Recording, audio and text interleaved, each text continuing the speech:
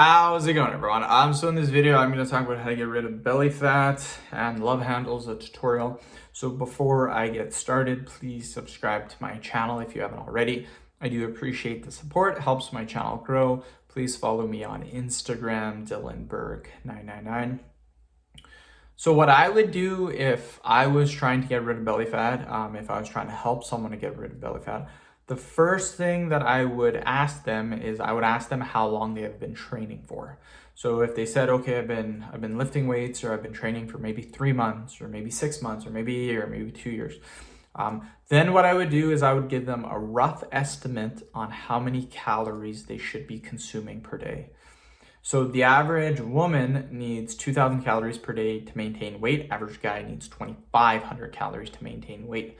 I would then tell them to eat about 250 calories less than those numbers if they're trying to lose weight. So if you're a girl, I would eat about 1,750 calories. If you're a guy, about 2,250. The reason for this is when you are starting to lose weight, you want to start off very, very slowly. A lot of people will recommend a 500 calorie reduction, which can actually be quite difficult for most beginners. The reason why I will ask them how long they've been training for. If you've been training for 3 years and you've added, say, 20, 30, 40 pounds of muscle, you're going to need way more than 2,250 calories if you're a guy to lose weight. I've been training for 12, almost 13 years, and I require 3,200 calories to lose weight because I have more muscle. The less muscle you have, the less calories you need to lose weight. That is literally how you get rid of belly fat. All the other stuff that people will say about repetitions, exercise, certain types of diets, all that is really irrelevant. The only thing that matters is calories in versus calories out. I know this for a fact because I've been doing this for 13 years and I've done 13 cutting cycles. Like a lot of people, when they say, oh yeah, I lost weight, they've maybe done it once or twice. What I do is I bulk, so I'll gain 20, 30, 40 pounds, and then the extra fat that I've added, I will lose that. So every year I will do that. So every year I go on a cutting cycle or a weight loss cycle where I will lose 2 to 3, I will lose 20 to 30 pounds in the course of 2 to 3 months. So I'm doing this every single year. I'm doing weight loss cycles. And I know after 13 years, I know the easiest way to lose weight without starving yourself.